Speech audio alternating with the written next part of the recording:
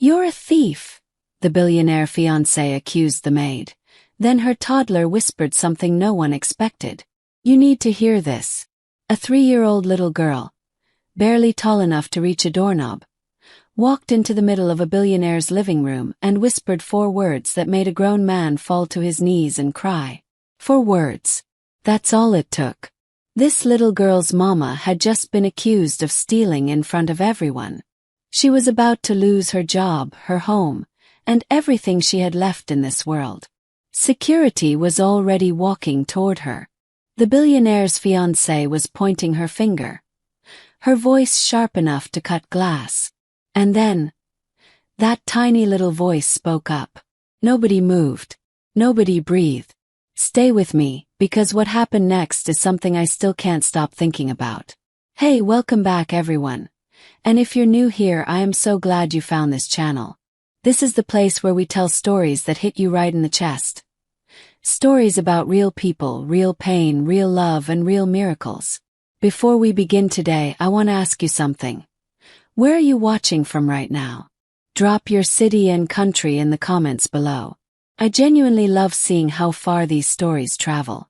Now, what you're about to hear is one of the most emotional, heartwarming, and jaw-dropping stories I have ever told on this channel.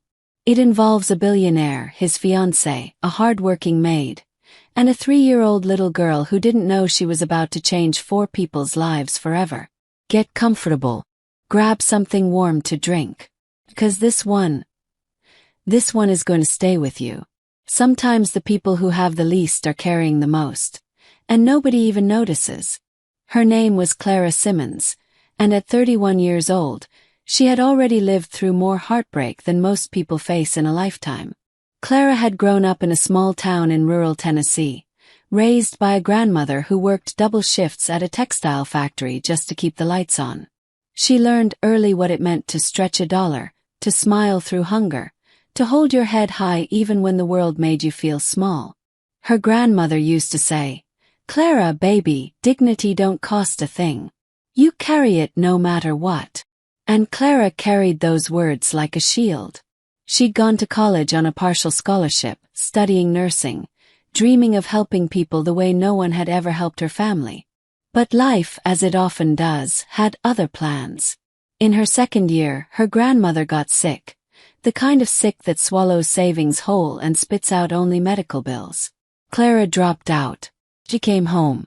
She sat by that bedside and held that weathered hand until there was no more hand to hold. After the funeral, there was nothing left. No money. No home. The bank had been patient but not that patient. And Clara was alone in a way she had never fully prepared herself to be. She moved to Atlanta, Georgia, taking whatever work she could find. Waitressing, cleaning offices, running errands for strangers. She was surviving but barely. Then she found out she was pregnant. The man who should have stood beside her chose to disappear instead. A phone that went straight to voicemail, an apartment emptied overnight, a silence so loud it echoed. Clara cried for exactly 3 days. Then she wiped her face, pressed her hand to her belly, and said out loud to no one and everyone, "I'm going to give you the world, baby. I promise." Her daughter Lily came into the world on a Tuesday morning in March. 7 pounds 4 ounces, with dark curly hair and eyes that looked like they already understood something profound about life. Clara held her and felt something shift deep inside her chest, like a door she didn't know was locked had finally swung open. But love, no matter how fierce, doesn't pay rent. A neighbor told her about a housekeeping agency that placed staff in high-end homes across the Atlanta metro area. The pay was better than anything she'd found elsewhere, and some positions even came with on-site housing in the staff quarters. A small room, yes, but a safe one. Clara applied the same day. That's how she ended up at the Hargrove estate. Marcus Hargrove was 39 years old, the kind of man whose name appeared on Forbes lists and charity galas in equal measure. He had built his tech company from a single laptop in a college dorm room into a billion-dollar enterprise that employed over 4,000 people. He was tall, quietly serious, with a kind of focused eyes that made people feel like the only person in the room when he looked at them. Those who worked closely with him said he was fair, thoughtful, and genuinely kind. Rare qualities in a man with that much power. Clara started working at the estate in October. She kept to herself, did her job with precision and pride, and every evening she returned to her small room where Lily was watched by a gentle older woman named Mrs. Patton, a retired schoolteacher who lived on the property and had offered to help in exchange for reduced rent. It wasn't a perfect arrangement, but it was warm. It was safe. And for Clara and Lily, safe felt like luxury. The estate itself was enormous. 12 bedrooms, a grand staircase, manicured gardens, a ballroom that had hosted senators and CEOs. Clara moved through it quietly, invisibly, the way she had learned to move through spaces that were never built for people like her. She polished silverware and washed windows and folded linens with geometric precision. She never complained. She never asked for more than she was given. But she noticed things. She noticed that Mr. Hargrove always said good morning when he passed the staff. She noticed that he left bottles of water and granola bars in the staff break room and restocked them himself when they ran out. She noticed that he once spent 45 minutes on the phone arguing with a contractor who had underpaid a group of day laborers and didn't stop until every dollar was returned. She also noticed when Vanessa arrived. Vanessa Caldwell was 28 years old, stunning in the effortless way that money and confidence sometimes produce, with a kind of polish that came from a lifetime of being told she was exceptional. She had met Marcus at a charity event 6 months prior, and by November she was at the estate nearly every weekend, her laughter filling rooms, her presence rearranging the energy of every space she entered. The staff felt it immediately. The warmth that had defined the estate shifted, just slightly, like a thermostat quietly turned down 2 degrees. Vanessa was never outright rude. She was something more precise than that. She was dismissive. She looked through the staff rather than at them. She called Clara the maid when speaking to Marcus, even though Clara's name was printed clearly on her employee badge. She once pointed out a smudge on a mirror, a smudge Clara had not made, in front of 3 other staff members, with a smile so cold it could have frosted glass. Clara said nothing. She smiled politely and cleaned the mirror again. "Do you think it's ever worth saying something?" her friend Danielle from the agency once asked her. "Or do you just keep swallowing it?" Clara was quiet for a moment. Then she said, "I've got Lily to think about. I keep swallowing. But some things are too big to swallow." And what was coming, Clara could not have prepared for, no matter how many times life had already asked her to be strong. Sometimes the storm doesn't warn you. It just arrives, and you find out what you're made of. It was a Friday evening in December when everything changed, and the holiday decorations hanging around the Hargrove estate made what happened feel even more cruel, as if joy had been deliberately placed in the background to highlight the pain in the foreground. Marcus was hosting a small pre-engagement dinner. 20 guests, close friends, a few business partners, 2 members of his family who had flown in from out of town. Vanessa had planned every detail herself, walking through the estate the previous Monday with a clipboard and a vision, reassigning tasks, adjusting schedules, making it clear that this evening was a reflection of her and she intended for it to be flawless. Clara and 4 other staff members had been working since 6 in the morning. The menu was elaborate, a catered affair with a professional kitchen team, but the setup, the cleanup, the service flow, that fell on the household staff. By 7 in the evening the guests were arriving, and the estate glittered under soft lighting, the smell of pine and warm spice drifting through every hallway. Clara moved efficiently through the evening, refilling water glasses, collecting empty appetizer plates, making herself useful and invisible the way she had trained herself to do. Lily was in the staff quarters with Mrs. Patton. Clara had checked in twice by text and received back 2 photos. Lily asleep with a stuffed elephant tucked under one arm, the picture of peace. It steadied her. Around 9 o'clock, Clara was clearing a side table near the hallway when she heard raised voices from the direction of Vanessa's private sitting room. She paused, not to eavesdrop, but because the voices were coming closer, and the hallway she was standing in led directly to the main sitting room where guests were still gathered. Then the door opened. Vanessa stepped out first, her face composed but her eyes burning with something that Clara immediately recognized as dangerous. Behind her was Marcus, his expression unreadable, his jaw set. "I want her gone," Vanessa said, loudly enough that two nearby guests turned their heads. "Tonight." Marcus placed a hand gently on her arm. "Vanessa, let's handle this privately." "No." She pulled her arm back. Her gaze swept the hallway and landed on Clara with the precision of a rifle scope. "Her. I want her out of this house." Clara felt the air leave the room. Vanessa walked toward her, heels clicking on the marble floor, each step amplified in the sudden silence. "My diamond bracelet," she said, her voice now carrying the controlled power of someone who had won arguments her entire life. "The one my mother gave me. It was on my vanity this morning. Now it's gone." Clara opened her mouth, then closed it. "I cleaned that room this morning," Clara said carefully. "I didn't touch." "The bracelet was there," Vanessa said. "You were there. The math isn't complicated." The room had gone quietly, uncomfortably still. Clara could feel every pair of eyes on her. The guests, the other staff members who had frozen in place, two catering staff peeking from the kitchen doorway. She felt something old and awful rise inside her chest, something that recognized this moment from 100 smaller moments across her life, the feeling of being judged before being heard. "I did not take your bracelet," Clara said, and she was proud of how steady her voice was. "You're a thief," Vanessa said flatly. "And I want security to escort you out," Marcus said. "Vanessa." "Marcus." Her voice was final. "This is my home too. Or it will be. And I will not have someone like her in it." Someone like her. Those 3 words landed in the room and nobody moved. Clara felt her eyes sting. She thought about Lily asleep down the hall. She thought about her grandmother. She thought about every single morning she had gotten up and decided to keep going. She pressed her lips together. She would not cry. Not here. Not in front of these people. Not for this woman. But then she heard small footsteps. Quick, unsteady.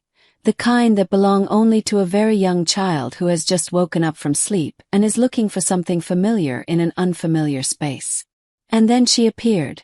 Lily, 3 years old, in her little yellow pajamas with the duck on the front, her dark curls wild from sleep, her stuffed elephant dangling from one hand.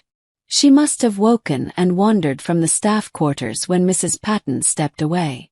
She stood in the hallway entrance, blinking in the bright light, looking confused and small and completely unaware of the storm she had just walked into. Her eyes found Clara immediately. And then, as only a child can do, she pointed to something. Not at anyone. Something. And what she pointed at made every single person in that hallway go completely, absolutely silent. Have you ever watched a child accidentally tell the truth that adults were too afraid to speak? Drop a comment and tell me, because what this little girl pointed at changed everything. The truth doesn't always come from the people with the loudest voices. Sometimes it comes from the smallest ones. Lily's finger was pointed at the decorative bowl on the hallway console table. A wide, shallow dish filled with pine cones and ornamental balls for the holiday display. It had been arranged by one of the catering staff during setup that afternoon. But sitting right there, half hidden beneath a cluster of pine cones, catching the light like a secret that had been poorly kept, was a glittering diamond bracelet. Nobody spoke. Lily looked up at her mother and said, in the clear, unhurried voice of a child who has no idea what it means to be diplomatic, "Mama, pretty." That was it. That was the 4-word whisper that the hook promised you. Mama, pretty. Simple. Innocent. Devastating. One of the guests, a woman near the back of the room, made a small sound, somewhere between a gasp and a laugh that she quickly swallowed. Marcus stepped forward slowly, reached into the bowl, and lifted the bracelet. He held it up under the light. His face was absolutely unreadable. Vanessa's composure cracked. Not dramatically, just slightly, a hairline fracture running across the careful surface of her expression. It must have fallen. Someone must have moved it when they were arranging the display. The display was arranged at 3 o'clock this afternoon, one of the catering staff said quietly from the kitchen doorway. Her voice was small but firm. Clara wasn't in this hallway afternoon. She was in the East Wing all afternoon. I was with her. Another silence. Heavier this time. Marcus set the bracelet down gently on the console table. He turned to Vanessa, and something in his face had shifted. Something quiet and significant, like a page being turned. I think, he said carefully, we should continue this conversation privately. Vanessa straightened. She smoothed her dress. And then, and this was the moment that sealed everything, she looked at Clara, and she didn't apologize. She looked at her with something complicated flickering behind her eyes, something that might have been shame if it hadn't been so quickly buried, and she turned and walked back toward the sitting room. Clara stood in the hallway, Lily now pressed against her legs, one small fist curled into the fabric of Clara's uniform. The other staff had quietly dispersed. The guests had returned to careful, murmured conversation. The clink of glasses resumed. Marcus did not follow Vanessa immediately. He turned to Clara. Mrs. Simmons, he said. And the way he said her name, not Clara, not the maid, but Mrs. Simmons, hit her somewhere unexpected. I owe you an apology. What happened tonight should not have happened. Not in my home. Not anywhere. Clara nodded. She didn't trust her voice entirely. Marcus crouched down then, this tall, serious billionaire in his tailored jacket, and brought himself to eye level with Lily. And who are you? He asked. His voice completely different now. Softer. Warmer. Lily considered him with enormous, serious eyes. Then she held up her stuffed elephant. Ellie, she announced, as if this answered the question perfectly. Marcus smiled. A real one, the kind that reached his eyes and changed his whole face. Ellie, he repeated seriously. That's a great name. He looked up at Clara with the smile still on his face, but something else behind it too. Something thoughtful. Get some rest, he said, standing back up. And please don't go anywhere. This situation will be corrected. Clara took Lily back to the staff quarters, sat on the edge of the bed with her daughter in her lap, and finally let herself breathe. Lily patted her cheek with one small hand, that instinctive child comfort that asks nothing and offers everything, and Clara pressed her lips to her daughter's hair and stayed there in the quiet for a long time.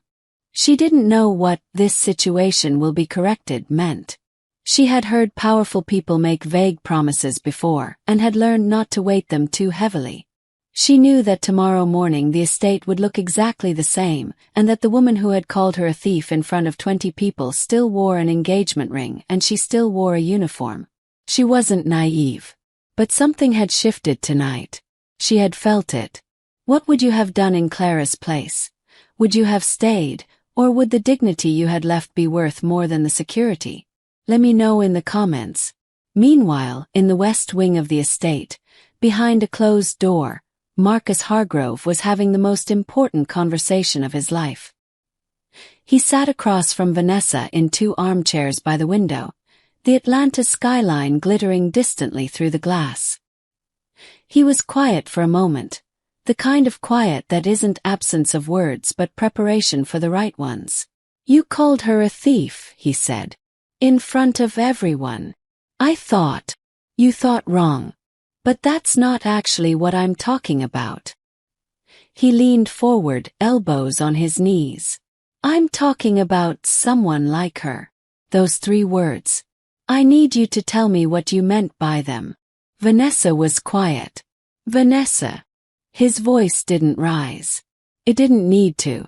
I've watched how you treat the people who work in this house for 2 months. I've told myself I was misreading it. I've told myself it was stress, or unfamiliarity, or adjustment. But tonight, he stopped.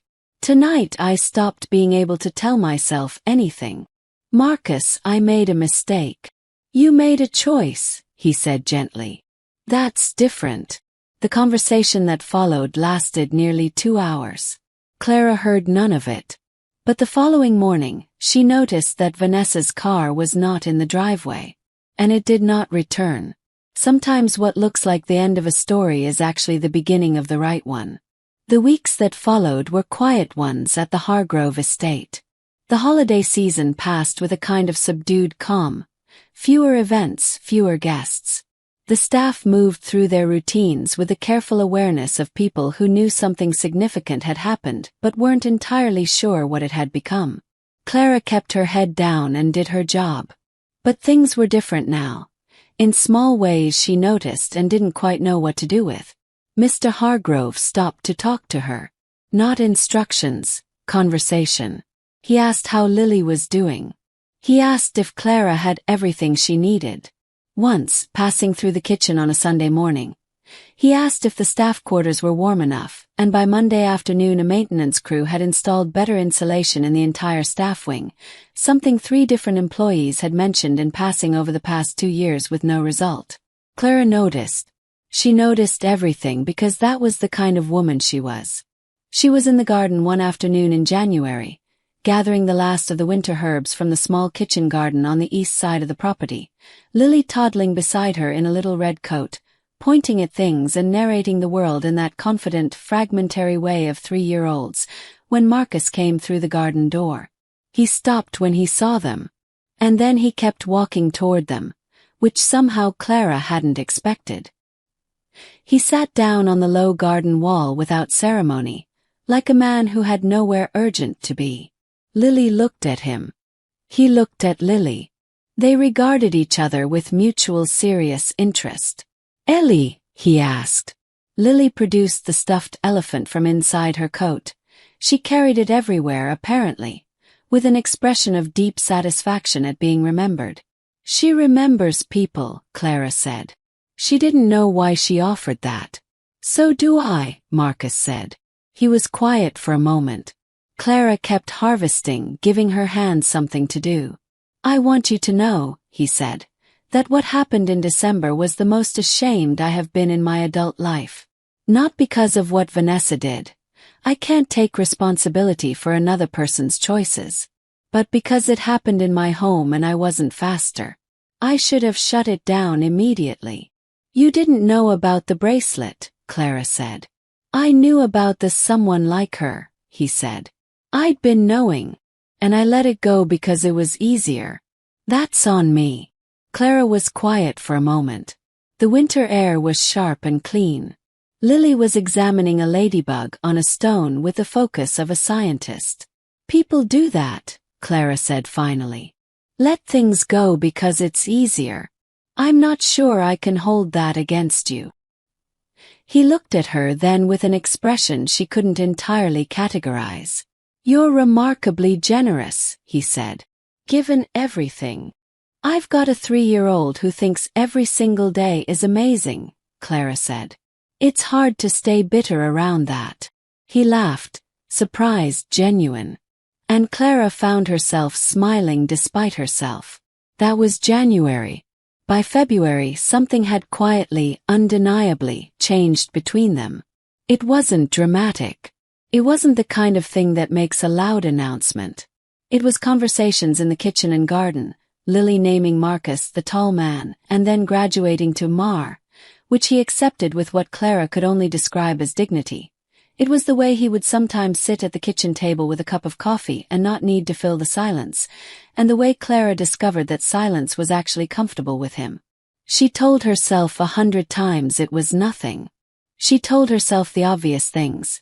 The distance between their worlds, the uniform she wore, the difference in what their lives looked like from the outside. She told herself she was not naive. She told herself she knew how this kind of story went, and she was not interested in being a chapter. But Lily had no such reservations.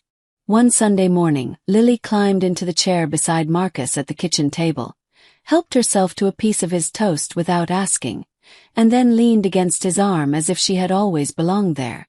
Marcus looked at Clara over Lily's head. Clara shook her head slowly, mortified. Marcus just smiled, broke off another piece of toast, and handed it to Lily. Do you believe that sometimes love finds you in the last place you expected? And through the most unexpected person? Tell me in the comments. The bravest thing you can do is let yourself believe in something good. Especially when life has given you reasons not to. It was March when Marcus asked Clara to sit down with him in the library. Not as employer and employee. He was specific about that. He said exactly those words when he knocked on the staff quarters door that Saturday morning. Not as employer and employee. I just want to talk to you. If that's okay. Clara changed out of her uniform. She wasn't sure why, it just felt right. They sat in 2 chairs by the library window, spring beginning its tentative arrival in the garden beyond the glass, and Marcus told her something she hadn't expected to hear. He told her about his own life before the money and the company and the estate. He told her about growing up in a 2-bedroom apartment in Columbus, Ohio, with a mother who cleaned houses for a living, and those words landed between them with a weight he clearly intended. He told her about the particular kind of ambition that comes not from wanting more than others but from wanting something different from what you've been told is all you're allowed to want. He told her that when he built his company he made a commitment to himself that he would never be the kind of person who looked through other people. And then he told her about Vanessa, and what it had taken him too long to admit to himself. That he had been with her not because she made him feel the way he wanted to feel but because she represented a version of his life that looked like a rival, like proof, like the opposite of where he'd started. I wasn't honest with myself, he said. And it nearly cost someone who didn't deserve it a great deal. Clara was quiet for a long moment. Is this a conversation about what I think it's a conversation about? She asked. He smiled. I don't entirely know, he said honestly. I just know I'd like to find out. If you're willing. On whatever terms make sense to you. At whatever pace makes sense to you. He paused. And Ellie, obviously, is a non-negotiable part of this equation. Clara looked out the window for a moment. She thought about her grandmother. She thought about the years she had spent learning to survive. She thought about all the reasons this was complicated and all the reasons she had every right to say no. And then she thought about Lily handing a stuffed elephant to a billionaire in a dark hallway, pointing at a bracelet in a bowl of pine cones, changing everything with 2 innocent words. I'm not easy, Clara said. I've been through enough that I come with edges. I prefer edges, Marcus said. Edges mean something real. She looked at him. And you understand I'm not interested in being someone's story of personal growth. He met her eyes. You're not a lesson, he said. You're a person I respect and want to know better. Those are different things. And Clara, who had learned long ago not to lean on things that hadn't proven they could hold weight, decided quietly and carefully to find out if this one could. It didn't happen overnight. It wasn't a fairy tale assembly line of roses and declarations and swept-off feet moments. It was slow and real and built out of honest things. Sunday mornings and garden conversations and Lily slowly, completely claiming Marcus as a permanent fixture of her daily life. It was Clara going back to school online, pursuing the nursing degree she had set aside, with Marcus's full support and 0 conditions. It was Marcus learning that the kind of home he had always wanted wasn't built from curated events and impressive guest lists, but from the particular warmth of 2 people who had both chosen, very deliberately, to trust again. 9 months later, in the same garden where Lily had shared a ladybug with great scientific seriousness, Marcus told Clara he loved her. And Clara, who had rebuilt herself from nothing twice and knew exactly what things were worth saying out loud, told him she loved him back. Lily, who had been listening from 3 feet away because she was 3 feet away from everything at all times, announced, I love Ellie, and presented the elephant as if this completed the family unit. They got married the following spring. Small ceremony. People who mattered. Mrs. Patton in the front row, crying in the beautiful way of people who watched something impossible become possible and had the wisdom to recognize it. And at the reception, when the toasts had been made and the cake had been cut, a woman found Clara near the garden door and pressed a hand to her arm. It was the woman from the dinner in December, the guest who had made that small swallowed sound when the bracelet appeared in the bowl. "I want you to know," she said. "I've thought about that night 100 times. The way you stood there. The dignity you kept. I've told that story to everyone I know." Clara thought for a moment. "You know what I remember most," she said. "My daughter pointing at something she thought was pretty. She didn't know what she was doing. She was just being herself." The woman wiped her eyes. "She saved you." Clara looked across the room to where Lily was currently attempting to feed wedding cake to Ellie the elephant, while Marcus crouched beside her watching with the focused attention of a man who had nowhere else in the world he would rather be. "She's been saving me," Clara said, "since the day she was born." And that, right there, is the truth at the center of this whole story. Sometimes we think we're alone. Sometimes we think the world has decided something about us and we don't have the power to argue back. Sometimes dignity feels like the only thing we have left and we wonder if it's enough. Clara's story tells us it is. It always is. A woman who refused to become bitter. A child who showed up in yellow duck pajamas and told the truth without knowing it. A man who had the courage to look at his own choices and choose differently. None of them were perfect. All of them were real. And the love that grew between them was built the only way anything lasting ever gets built. Slowly, honestly, out of respect. The moral is simple. Never let the world convince you that your dignity is negotiable. Because the right people will see it. And the truth, no matter how small the voice that carries it, has a way of finding the light. Now listen. If this story moved you even a little, I want you to do something for me. Hit that like button right now.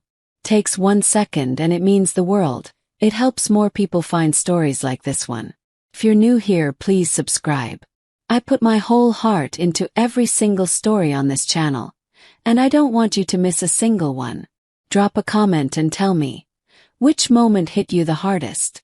Was it the bracelet in the bowl? Was it Lily and her elephant? Was it Marcus sitting on that garden wall?